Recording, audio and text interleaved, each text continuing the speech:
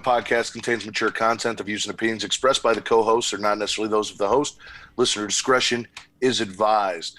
This is the Smackin' Raw podcast. We are the best there is, the best there was, and the best there ever will be when it comes to wrestling podcasts. And that, of course, is my opinion, not fact. Damn I am straight. your host.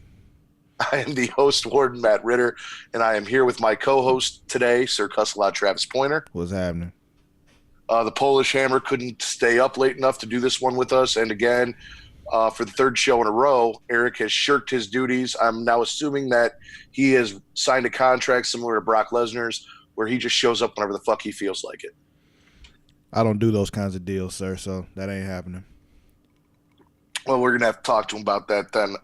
First, I just want to say I watched the live Backlash post show, and I'm glad that my last-minute stand in the rack was so entertaining. You guys seem to really enjoy having them. You and Phil especially seem to enjoy having them, so I'm glad that turned out well. Sorry I couldn't be here for that. Yeah, whatever, dude. I'm just fascinated by the fact that you can actually watch yourself, because I can't do it. I just don't do it. I wasn't watching myself. Like I said, I wasn't here. The rack was. He was a last-minute stand-in. Anyway, yeah, I bet. Like I was saying, like even other live shows that I do, like the, Wild Wild West World every Sunday, 30 minutes after Westworld. Check it out. Creation Magazine, Facebook.com/Creation Magazine. You know the drill. There, watch it. Yeah, I can't go back and watch myself. I can't. I can listen to myself, but I can't watch myself. Well, I do listen back to our podcast every week. I like to hear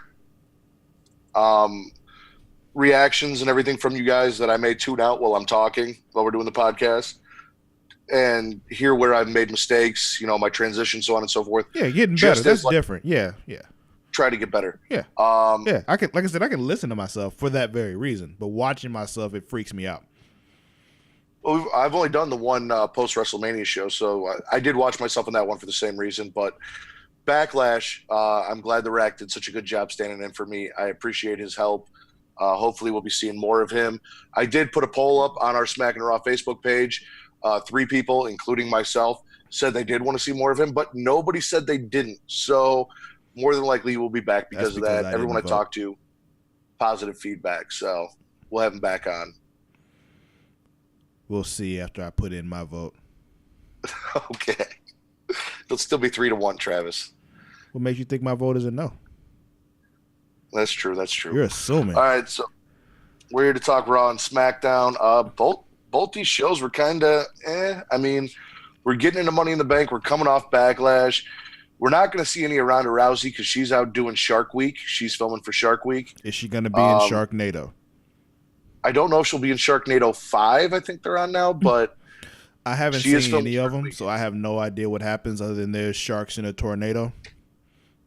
Let me ask you this. Do you like bad movies? Like, obviously made to be bad movies. Depends on the kind of mood I'm in, but sometimes, yes. Well, if you're ever in those moods, that's definitely one to watch because they clearly knew they were making a bad movie when they made those movies. Yeah, there's days when I open up Netflix and purposely look for a movie that I think looks horrible and watch it. Like there was a movie on Netflix a while ago, like some years ago, called Mama's Foot. Yep. Mama's Foot. Yeah, Mama's Foot. She had some kind of foot disease, and these 2 dudes had to raise some money to get her an operation on her foot because she had some kind of nasty foot disease. Okay. Mm-hmm. I can't tell you anything else about it because this was like 8 years ago, but yeah. That does sound bad. It sounds almost as bad as the Bobby Lashley interview that we had this week on Raw. Oh, God. Yeah. Let's get that monstrosity out of the way because that was brutal. That was awful. I don't know what the fuck they're doing. Why did they do that? To introduce the crowd who didn't watch TNA and doesn't remember him from his first run, I guess, to who he is. But his stories about his sisters and the way they treated him and going on with it was just it was hard to sit. You know how you introduced the world to Bobby Lashley? The same way you introduced him the first time. Let him go out to the ring and kick ass. Yeah. It is just that simple.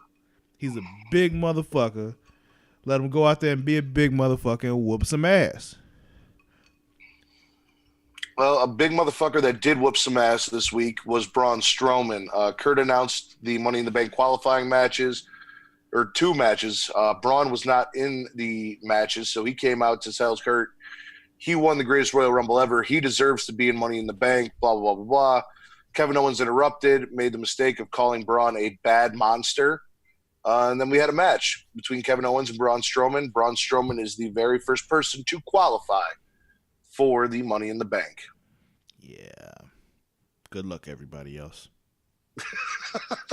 I'm going to be there, and I'm going to be like third row. So it would make me – nothing would make me happier that day than to see Braun Strowman just like climb up 2 steps. Not even all the way up. Just go up like 2 steps and then just reach up and grab it because he's so fucking tall. Yeah, but unfortunately, he's not going to win it.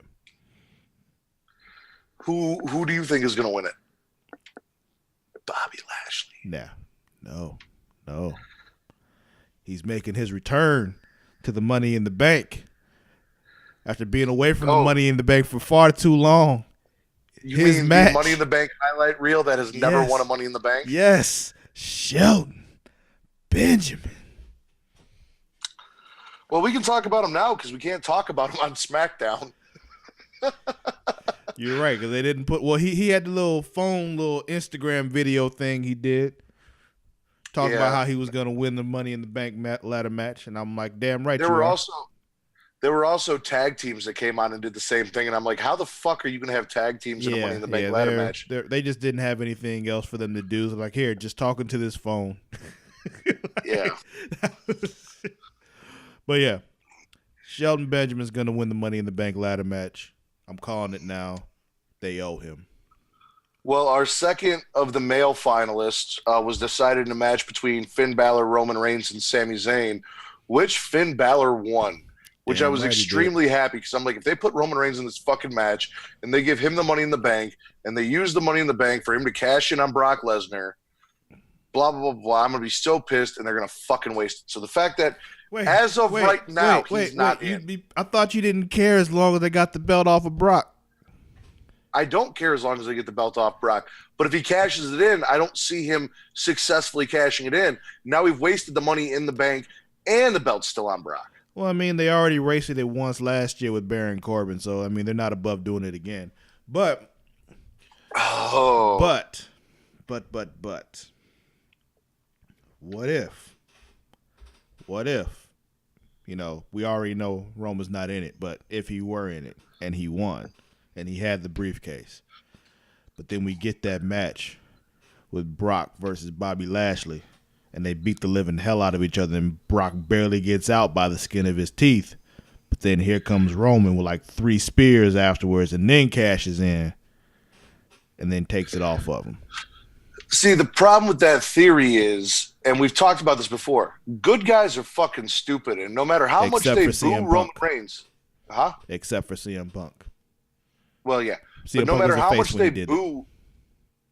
how much they boo Roman Reigns, he is a good guy, and his character lends me to believe he is the kind of guy that would pull a John Cena, and instead of taking the opportunity that the Money in the Bank offers, would just walk out on Monday Night Raw holding his briefcase and say, I'm cashing it in, Brock. Get your ass down here. I'm going to whoop your ass. And then lose. Because he's that kind of guy. I mean, RVD gave Cena like 3 weeks notice. And he still won. That's true. He did, but RVD versus John Cena is not Roman Reigns versus Brock Lesnar. This is true. I'm just, pointing out the history that it can happen. That's all. It can. Well, you brought up Baron Corbin. Baron Corbin not only made his bid to be in Money in the Bank, but he had a 6-man tag team match that, by the look on your face, I'm assuming was not on the Hulu version. I was just about to say, I don't remember seeing Baron Corbin. It was Baron Corbin and the Revival versus No Way Jose and Trippin' Worldwide. No Way Jose. Did No Way Jose get the W? No, he did not. Oh. I mean, I figured he didn't. Like, the thing is just, I don't expect him to win anything. I really don't. I just want him there. No Way Jose actually took the pinfall from Baron Corbin. He was distracted, turned around, walked him to the end of days, 1, 2, 3, Baron Corbin on top. That sounds like some No Way Jose kind of shit. That doesn't matter. Like, I swear, as I long as just, he's on the roster, he can lose every single match. I don't give a fuck. I just want him to do his entrance, and occasionally, yeah, he can win, so he can dance around the ring again afterwards. Like, that's all I want. I do feel bad though because you see characters like this and you just know that they're only going to go so far, and they've only got. I mean, other than the New Day took really bad characters, turned them into really good comedy characters, and then really went for it with these comedy characters. Oh yeah, Generally, you see characters like No Way Jose, Fandango, Adam Rose, and it's like, yeah, you're going to get so far. You might get an IC title, but that's about as far as you're getting. When I saw No Way Jose make his debut on Raw, just like it just made me like, oh man, I miss Adam Rose.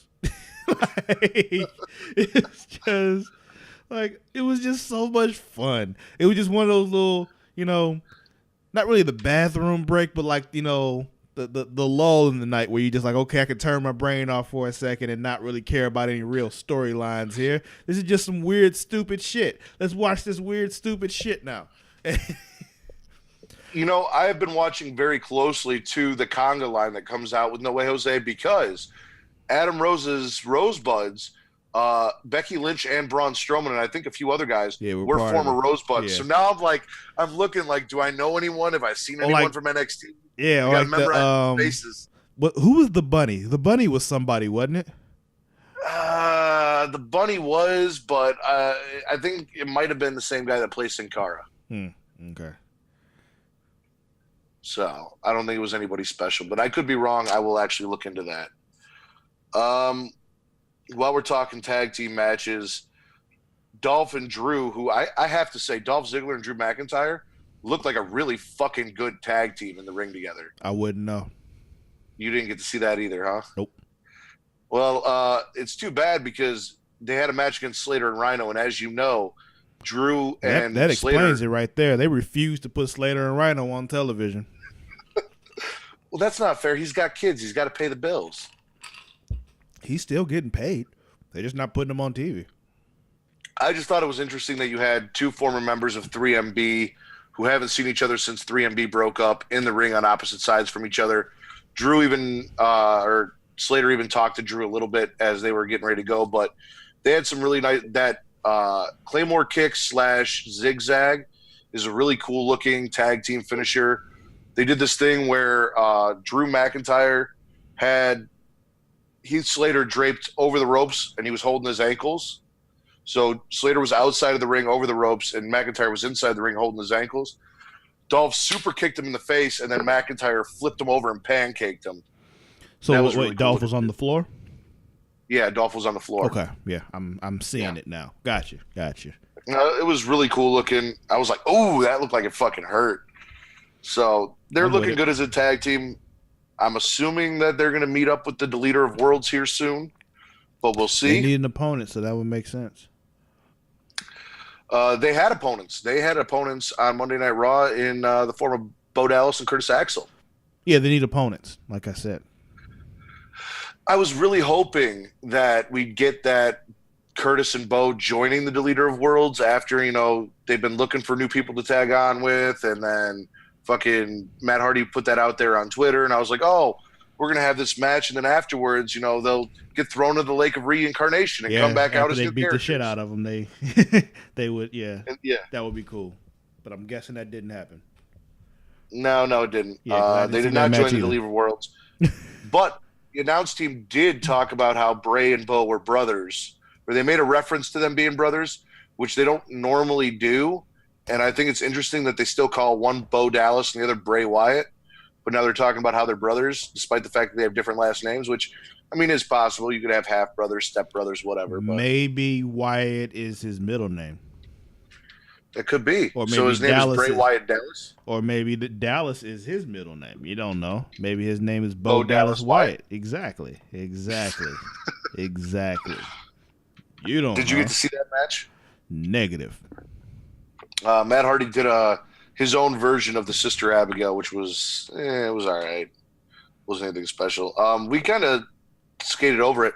How did you feel about the Finn Roman Sammy match itself? Um, I will say I agree with you that I'm happy that Finn won. Um, I mean, Finn gave me what he always gives me, and Roman was just as much Roman as he. I mean, I didn't. There was nothing surprising about it to me. It was, okay. This is what I expected, except the outcome was not what I expected. Okay. Okay. They gave me what I expected them to give me. Finn did pin Sammy, so that was, Roman didn't go out with a loss, and he can argue that later if, for more qualifiers. Well, I didn't get pinned, so I didn't really lose that match. I want another chance. Also, I believe it's 7 men in the Money in the Bank, so I'm wondering how they're going to decide the seventh spot. What? I believe it's 8. I thought they said 7, but I could be wrong. Well, that would be weird because there's definitely 8 for the women because I saw the empty slots they showed. So I couldn't see why they'd put less in the men's than they would in the women's. No, you're right. That makes sense. For some reason, I thought I heard them say 7, and I was trying to figure out if you've got 2 shows, how do you determine who the 7th guy is going to be? Here's the thing: they very well may have said 7 to make you all think there's only going to be 7 slots, and then Roman Reigns takes the 8th slot. That could be like, oh no, I want to be in it. Let me in it. Somehow he gets into it by some like gauntlet match or some shit. That is a possibility. There were rumors that we were going to get Jason Jordan returning on this episode of Monday Night Raw, which I know you were just waiting with bated breath to see. Like, you cannot wait for Kurt Angle's illegitimate son to come back. He was one of your favorite characters until he got hurt. Let me just tell you, like, I really do want him to come back just because, like I said, that whole thing with him being a heel that he doesn't know, like when he doesn't know he's a heel, is just it became my favorite thing on Raw. And honestly, I'm like paying attention right now, and I think they're gonna do some Chad Gable shit because they keep comparing Chad Gable to Kurt Angle, and I'm thinking what's gonna happen is before it's time for Jason Jordan to come back, Chad Gable's gonna glom on to Kurt Angle, and Kurt's gonna start showing him some attention. Jason Jordan's gonna come back and be all jealous and shit, and that's gonna fuel something between them, and you'll finally get that Chad Gable, Jason Jordan feud you've been wanting. Well, it's interesting you say that because we had Jinder Mahal versus Chad Gable, and Jinder beat Gable. And then beat down Chad Gable post-match. And as this was going on, I'm like, okay, this is where Jason Jordan comes out to save his old tag team partner. Like, this is going to happen.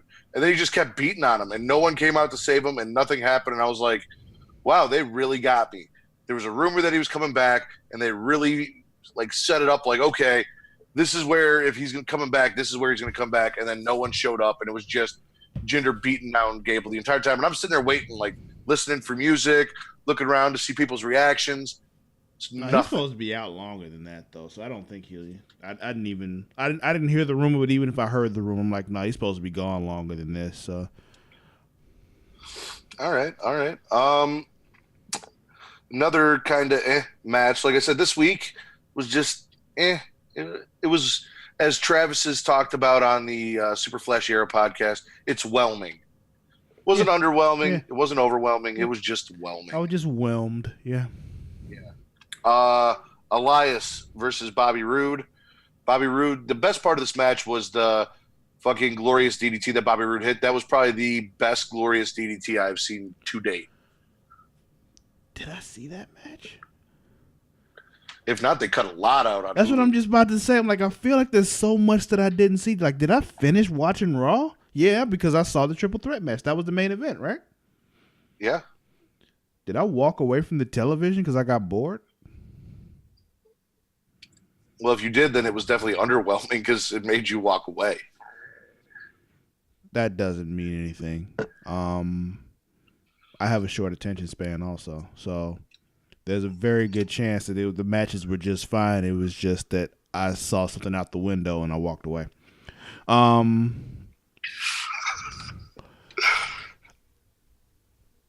kind of remember that match happening, but I don't remember anything about it. like I said, it was really just a match. I mean, Elias came out, he did his Elias thing. Bobby Roode interrupted as he does with his glorious entrance. Mm-hmm. They had a match, but that glorious DDT looked like I was watching it with a friend, and that glorious DDT when he hit it, he goes, "Oh, that looked like it hurt." I'm like, "Yeah, that was probably the coolest glorious DDT I've seen. Like, it actually looked like a finisher. It didn't look like he just picked the guy up and DDT'd him." And that's kind of fucking lame. And also, I'd like to point out, like, I've mentioned before that there was a certain week where I didn't watch either one of the shows, and I just kind of played along. This is not one of those weeks. I really did watch Raw and SmackDown. So, Well, we're gonna test that theory, Travis. We got one more thing to talk about for Monday Night Raw, and that's the women qualifier match for Money in the Bank. Who was in that match? that was Ember Moon, my friend, and she got that W.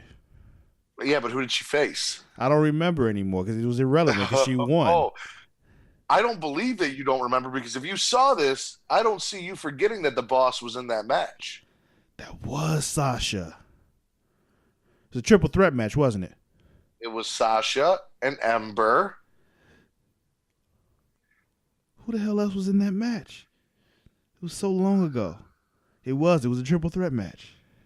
Yeah, just like the main event. Fuck, who else was in it? Ruby Riott. Oh, see, that's why she's so forgettable. I disagree with that, but That's to fine. each their own. Yeah. The more I see of Ruby, the more I enjoy Ruby. And I enjoy what she's been doing. But she was overshadowed by Ember Moon because, yeah. Well, as you said, Ember Moon won that, and she won it with an eclipse right as Sasha was about to set Ruby Riott up for the bank statement. Yeah, she knocked them both down and ended. Yeah. And then the Riot Squad attacked Sasha outside. And Bailey showed up. Yeah, I was watching. There we go. See, he did see it.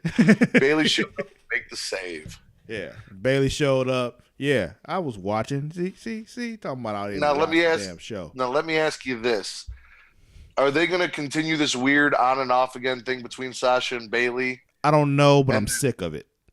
Have one of them screw the other one over at Money in the Bank? Because I mean, Ember qualified. That doesn't necessarily mean that Sasha won't qualify later. I really need them to just have a cage match and settle this shit. I can't believe that Sasha Banks wouldn't be in this year's Money in the Bank since she wasn't in last year's. Yeah, we'll see. I don't understand it either.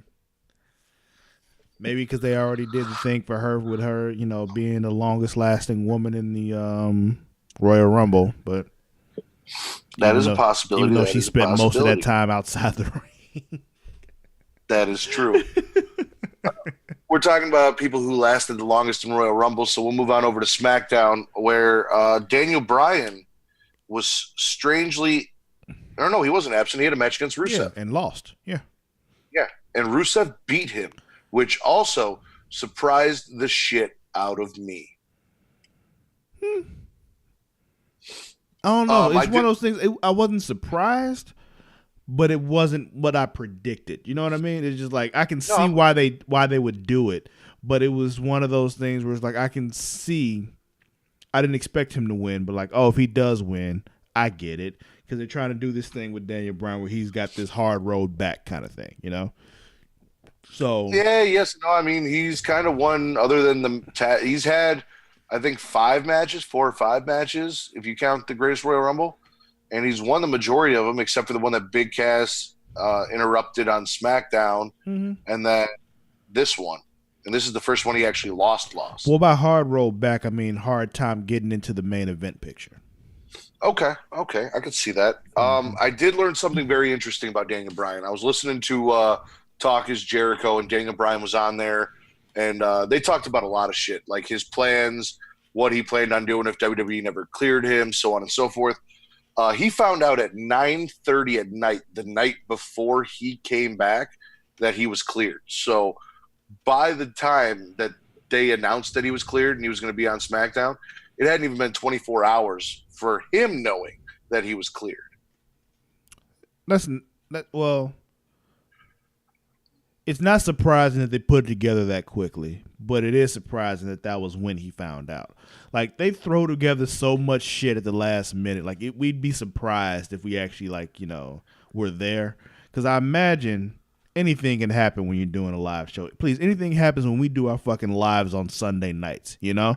So it's just random shit can happen and you just like, oh, okay, well, instead of this, let's just do this main event. Like I remember something happened where John Cena and Shawn Michaels, when they had that hour-long match at the end of Raw that one time, it was because of something else. I forgot what happened, but they decided to do that the night of. Right. So, it's just them throwing together something like at the last minute like that doesn't surprise me. But, good for him.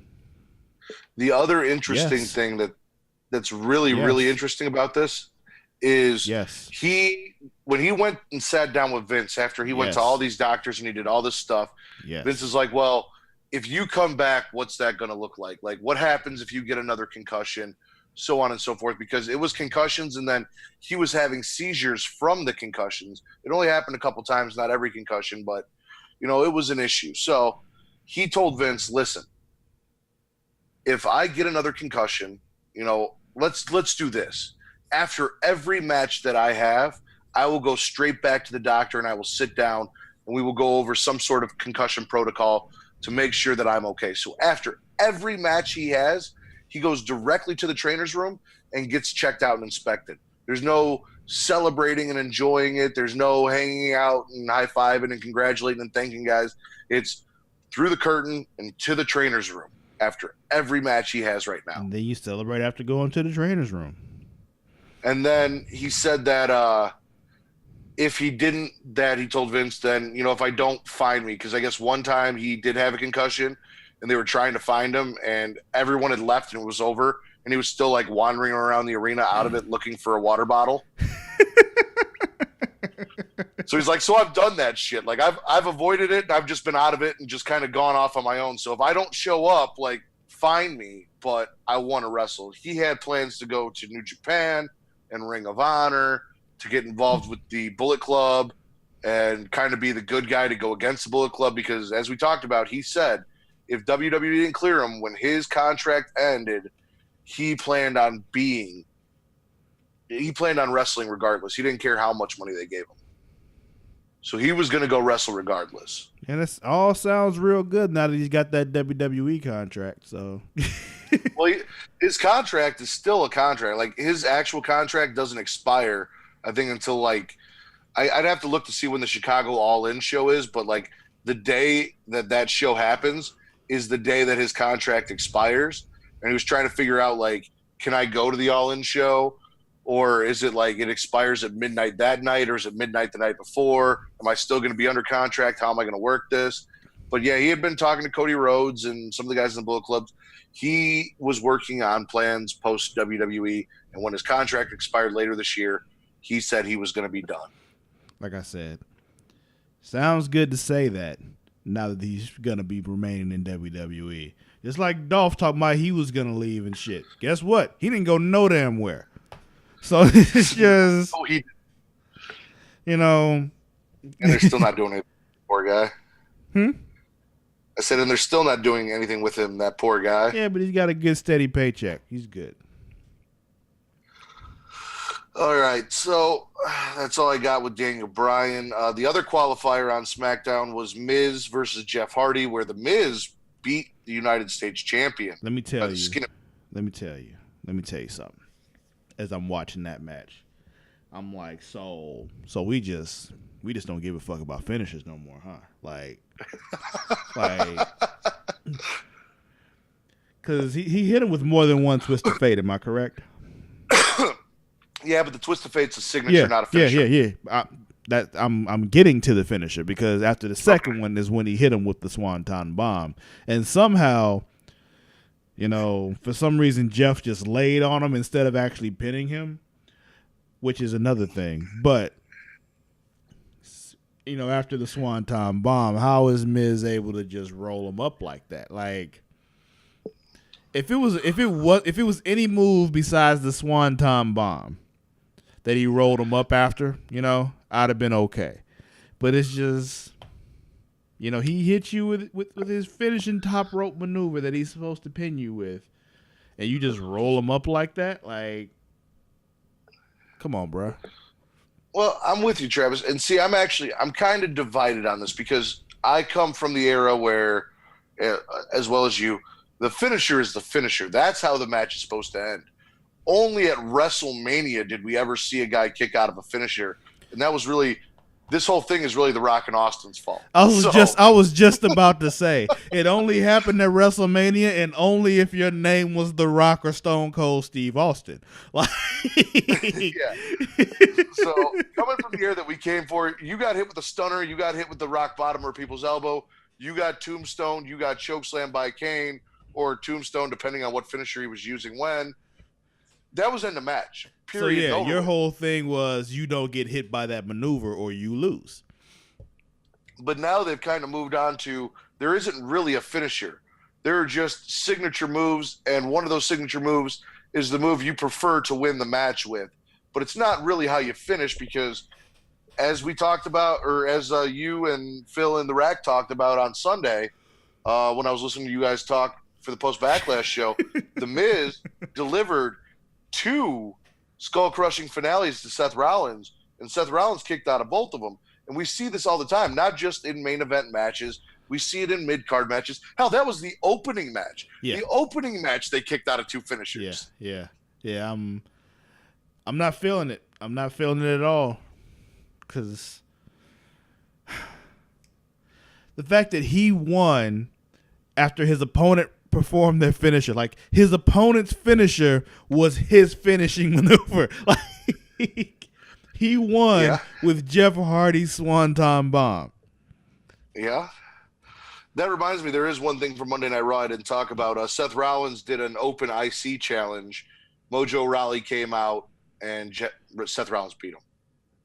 Yeah, but are we going to talk about how horribly Mojo Rawley did with that taking that curb stomper blackout, like he was facing the wrong way and then crawled over to face the right way before he took it and shit? Not just that, like the whole setup to try and get to the blackout just looked bad. Like he didn't know where he was or what he was doing. And I'd like to blame it on that ripcord knee strike, but that move don't do shit. So it's not like he knocked him silly with the knee or hit him hard with the knee. Mojo, he looked fine up until that end point of the match, and we got to the end of that match, and he just looked like he didn't know what to do or where to go or how to do it. I just don't like Mojo, period. So Mojo Jojo. Exactly. If we had Mojo Jojo, I'd be okay. But we got this motherfucker. Well, you normally do the Mojo Jojo here when we talk about Mojo Rawley, but yeah, I know, but it just hurts my feelings, so I just rather not talk about it right now. Paige did make the announcements for those qualifying matches at the beginning of the show. It's always nice to have Paige out there and see Paige come out, and she's fairly good on the mic. You know, she does some good mic work. She was trying to get the crowd into it and get the crowd hyped up. The other match that she made was Charlotte versus Peyton Royce, and that was a qualifier for the women's Money in the Bank match. Mm-hmm. Unfortunately, your future ex-wife, Peyton Royce, did not. Yeah, it was sad. Tapped out. Yeah. Despite the fact that she had Billie Kay at ringside and Billie Kay got involved. The Queen, Charlotte, it's actually Billie Kay's fault that she lost that match, by the way. But, you know. Fair enough. But, yeah, the Queen, Charlotte, did succeed. So now our Money in the Bank qualifiers are The Miz, Finn Balor, Braun Strowman, and Rusev for the men, and then Ember and Charlotte for the women. I don't know why we only got 2 women's qualifying matches.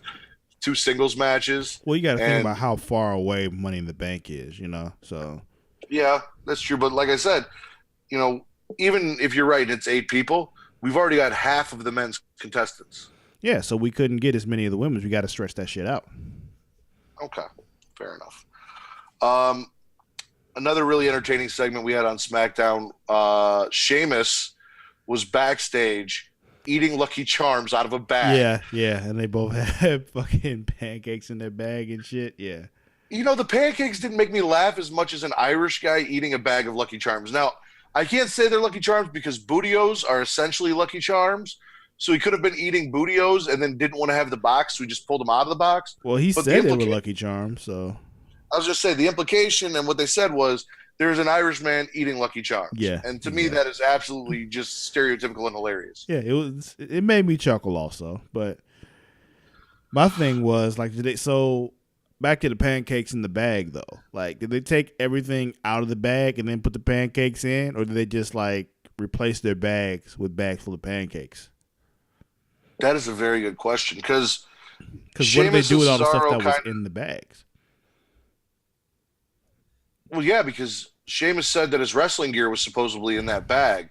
So if the bag was full of pancakes, where was his gear, and when did he get it back to go out and wrestle that match against Xavier Woods? Exactly. See, now you're following. Now you're following. I'm with you. I'm with you 100%. He did beat Xavier Woods, by the way, with a very stiff European uppercut when Xavier came off the top rope. Yeah, because that bitch cheated. I will say we did see some entertaining high flying shenanigans from Big E and Kofi Kingside, or Kofi Kingston ringside, not Kofi Kingside. I know what you. No, meant. that's what I'm going to refer to the ringside area now is the Kofi Kingside. Let's see if you remember that. Yeah. But anyway, yeah, we did see them kind of take out Sheamus. That was entertaining and fun. The New Day, anytime they're involved in anything, they're always fun. They're always entertaining. But like we said, unfortunately, Xavier Woods lost to Cesaro after beating Sheamus last week. So now we know who's better in the bar, I guess. I mean, I wouldn't go that far. It's just, the shenanigans. You don't think Cesaro's better than Sheamus? Let me clarify, okay? As an in-ring performer, yes, Cesaro is better than Sheamus. I don't think that was the reason for them having that win happen that way. It was just a matter of the shenanigans didn't work last week, but the shenanigans worked this week. Okay. But he almost got him though. He did. He came really close, and if he hadn't, they talk about it so much as they're doing, the story in matches where he went to the well one too many times. He shouldn't have gone for that high flying maneuver when he did. Yeah, flying little thing he does when he walks on the rope first. Yeah. Yeah. So. And he took too long to do it too. So.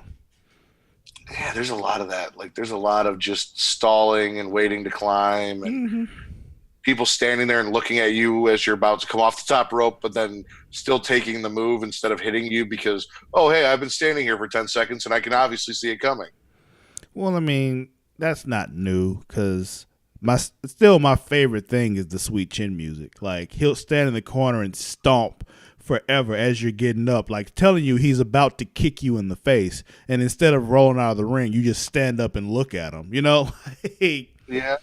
Yeah. So it's just that's not new. You stand up, you turn around, and you look dazed and kind of out of it. So maybe, your brain's a little fuzzy. You don't know what's going on. Like that I can accept. I cannot accept when a guy stands up and turns around and looks at the turnbuckle and then just sits there for 10 seconds and stares at the guy on the top turnbuckle waiting for him to come off.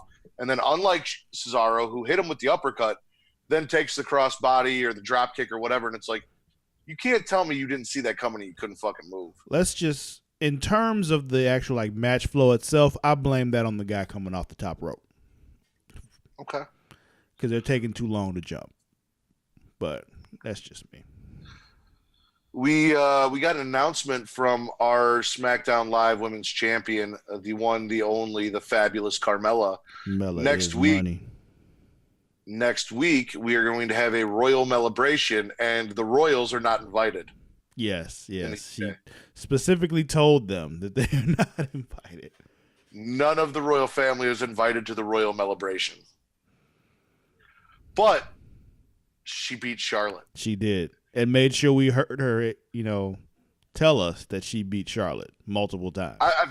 I've got to say, people being so excited about beating Charlotte is kind of my favorite thing in the women's division on SmackDown right now. Like, even when the Iconics piggybacked on Carmella's win by saying, well, we beat up Charlotte and then Carmella pinned her, so we kind of beat Charlotte. We beat Charlotte. Mm-hmm. We beat Asuka. Like, just them being so happy to beat the names like Art, Asuka, and Charlotte is really, really entertaining to me. I can understand that. I enjoy it myself. Another weird promo. Did you happen to see the Harper and Rowan promo? Yes, with the toys. Yeah, all the melted, disfigured, oddly put together toys Of that they all the panned tag over. teams, yeah. I was sitting there and I'm like, oh, maybe this is going to be like Chaos. Maybe this is, or Sanity. Maybe this is going to be Sanity's, like, we'll be here next week or whatever, this and that. And then, no, it was a Bludgeon Brothers, and they have their own toys, and they are foam sledgehammers. They're not made of foam, Matt. All right? They're just sledgehammers, all right? They carry big, huge fucking sledgehammers, and they bludgeon people with them, even though they've never bludgeoned anybody.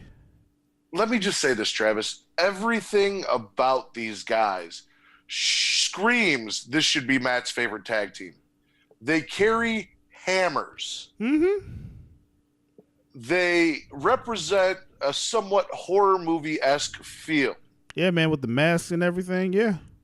They are very, very, as Phil or Eric would refer to them, they are beefcakes. They are very big, burly, strong men who use powerful, strong moves to beat down their opponents. Exactly. Everything about this team screams Matt should like these guys. Yes, it does. For whatever reason, I'm not into it.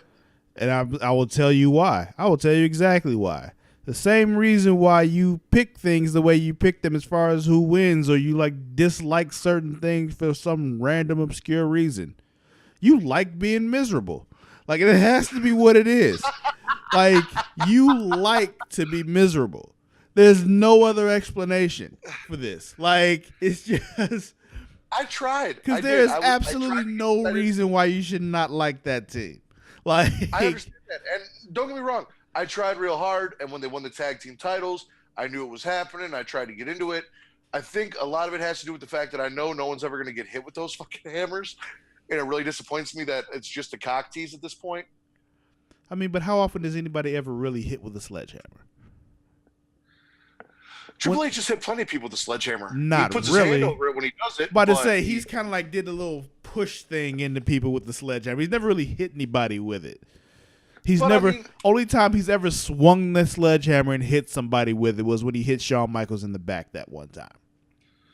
Yeah, but I mean, it's foam, and you don't have to hit him in the head. You can hit him in the gut. You can hit him in the back. You can hit him in the leg. I want to see somebody crippled with that fucking hammer, and I know it's not going to happen. Or those hammers, and I know it's not going to happen. And it's just going to be a cock tease. Oh, man, but they're more than just the hammers, Matt. They're more than just the hammers. Oh, God. Did somebody say cock tease? I didn't say it, but sure. Well, that idiot Matt Ritter is right. It is absolutely a cock tease, and cock teases are one of my favorite things.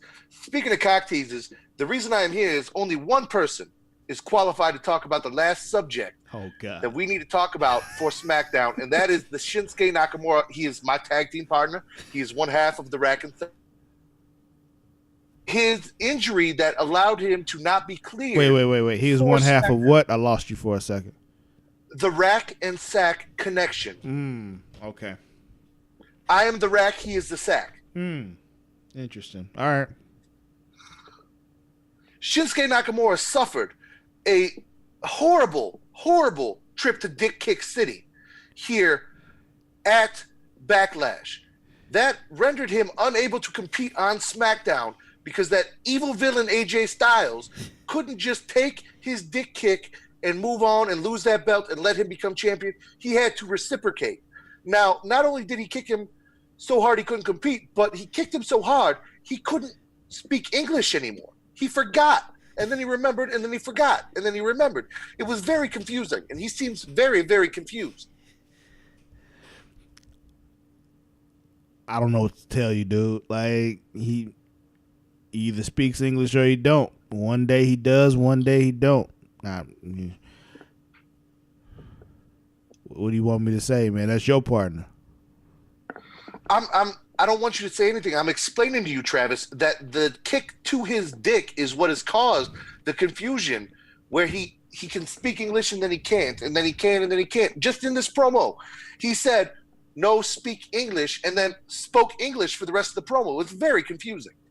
Well, maybe he brought that upon himself with all his dictations that he's been doing, you know? Dictations. Yes. What dictations has he been doing? His multiple punches to AJ Styles' dick. Those are not dictations. Those are moves, Travis. Oh, we are wrestlers, and that is what we do. We perform in the ring, and part of his moveset is a beautiful, beautiful elbow, kick, punch, and bicep to the testicles. It is just part of his moveset. Y'all need to accept that and move on. Let this man do what he does. Well, the problem is that maneuver is illegal, sir.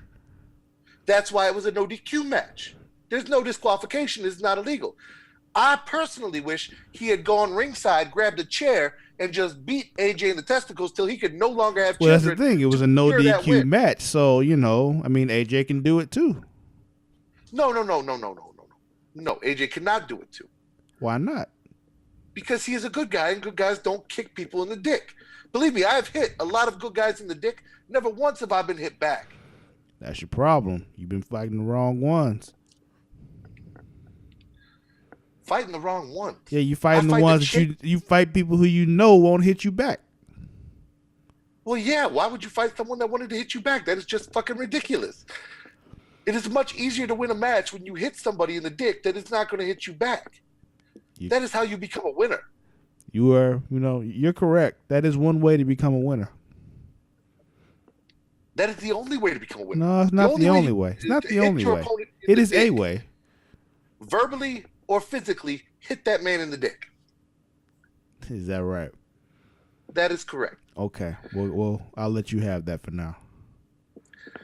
They say that this Shinsuke Nakamura AJ Styles feud is not over. I wish that Shinsuke would stop coming out on his own and let the Rat come down there, be ringside, manage this man to a championship, because if his bicep to the penis is not what works, a rack bottom and a people's low blow will definitely put AJ Styles out for the 1, 2, 3. No one has ever kicked out of a people's low blow. Oh, okay, sir. I will come down in just a thong, so I have the referee distracted. I'm sorry, what was that? I said, of course you will. Well, yeah, I got to distract the referee with my beautiful body. And then while the referee is distracted looking at my massive package, I will have Shinsuke low blow AJ Styles. Roll him up 1, 2, 3. If that does not work, then Shinsuke will distract the referee. I will slide in, rack bottom, people's low blow, 1, 2, 3, game over. Shinsuke, new WWE champion. If you are listening, Shinsuke, I have told you this before. It is a good idea. Let's win this title. Call the rack. Please, let me come out with you. All right, then. Also, Mr. Pointer, why have you not accepted my, why have you not followed me on Twitter? I am new to this. I've created a Twitter. I followed you. Why are you not following me? I've posted at least 7 pictures of my favorite low blows from the WWE with amazing, hilarious captions. I'm very sorry. I will be sure to follow you. And for those of you, because I have to leave right now, that idiot Matt Ritter wants to come back and finish his show. For those of you that want to find the Rack, you can find him on Twitter at the Rack, SRW. That is THERACKSRW. Cool. It's SRW because unfortunately, the Rack is late to the Twitter game and somebody already stole my name. So I went with Smackin' and Raw Wrestling, this bullshit ass show you guys have me on.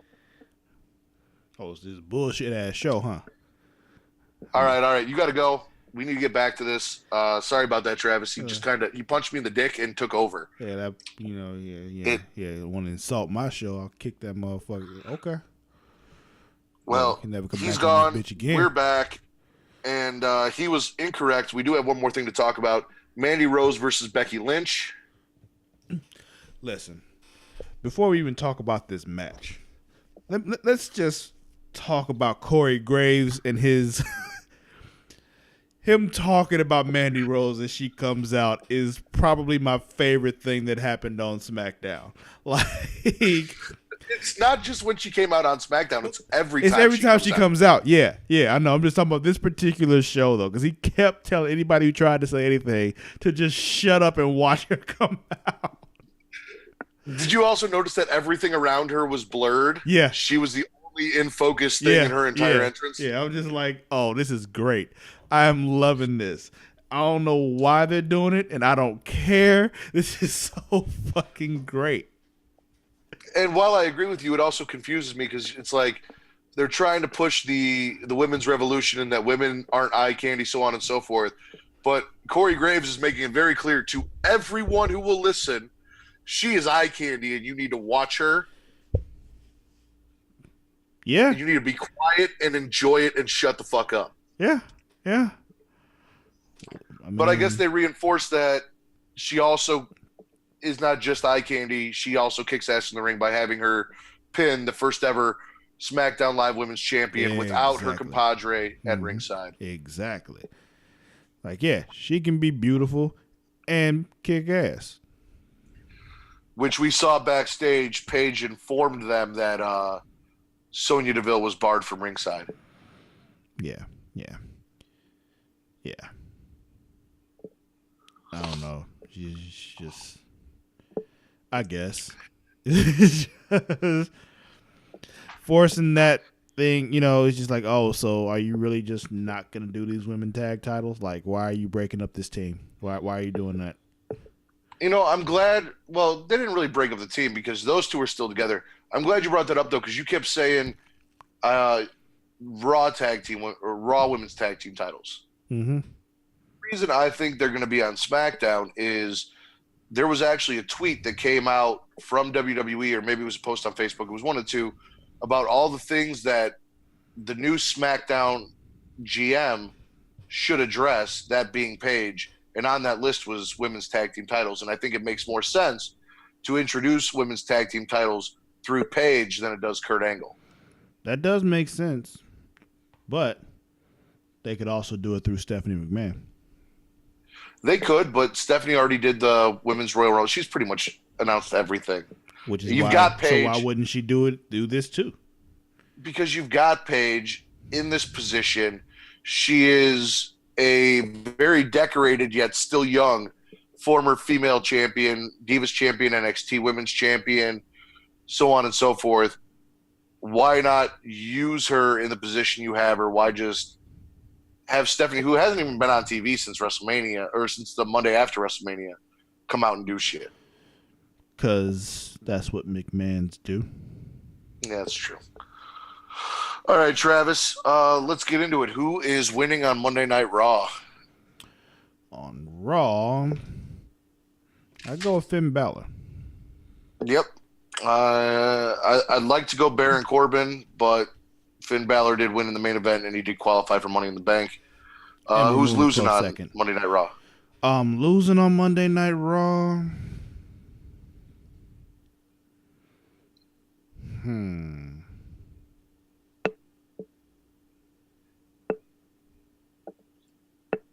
No, I'm not going to say no way, Jose.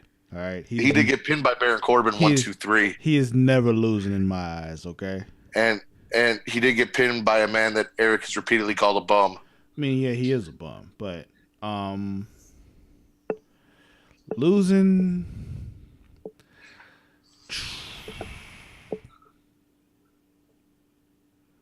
I mean, I could go the Eric route and say Baron Corbin is losing because he won that match and nobody cared.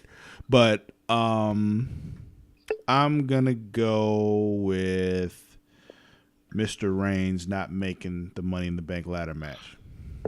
You know what? I'm actually going to change both my answers because that was my original answer. But I'm going to go with Ember Moon over Finn Balor because this is the first big win of her main roster career, qualifying for this Money in the Bank. And I'm really happy they gave it to her because they really haven't done much with her since she's come up. Like, put a spotlight on her. This was a big spotlight for her.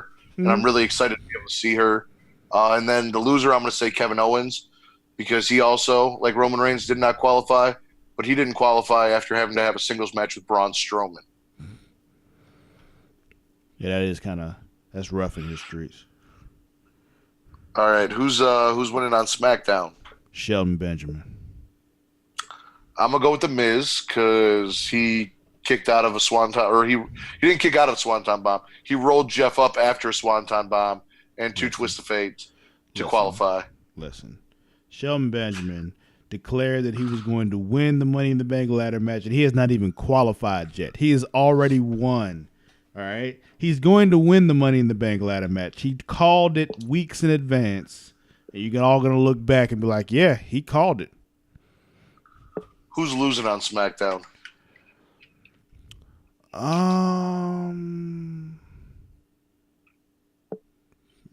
I'll go with Daniel Bryan Danielson. You guys couldn't see me, but as Travis was thinking, I was just doing the yes chant silently over here. Mm-hmm. Yeah. I'll go with Daniel Bryan Danielson. He so sad, kid. Well, it's sad that he lost. He didn't qualify for Money in the Bank, but at the same time, you know, he put over Rusev, which is good because Rusev Day is super popular right now. Where's and Lana? I feel like WWE is trying to do everything they can to ruin Rusev Day. Where's Lana? I don't know. She was there last week. She wasn't here this week. Aiden English was back this week. And then he won. So it makes no sense with the story they're trying to tell. Oh, you can't win because of Aiden English. And then Lana's not there, English is there, and he fucking beats Daniel Bryan. So yeah. I'm with you on that one. All right. You already plugged your wet dream. That is the show that you named after a Will Smith song. What else would you like to plug?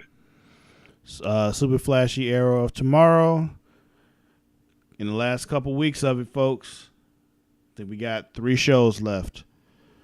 Maybe a 4th show to like recap the entire season. But yeah, Super Flashy Arrow of Tomorrow.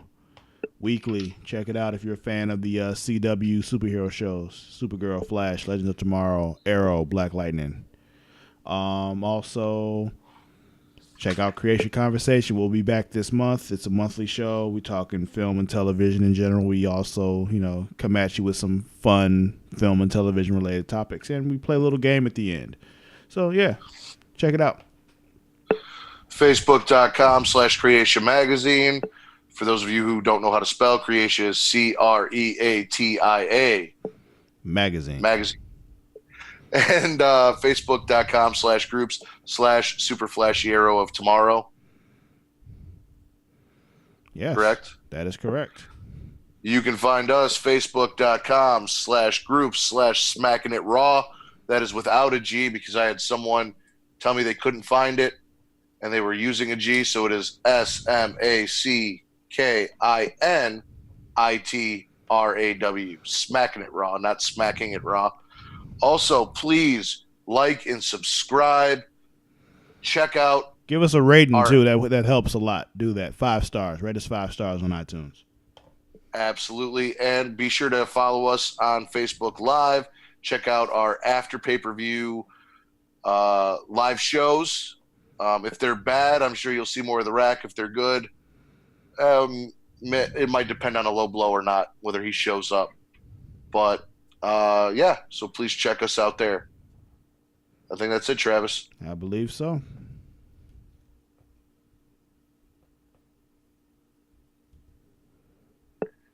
We are Smacking It Raw, and we are that damn good. I'm not going to let you make this run over. We and then blame me.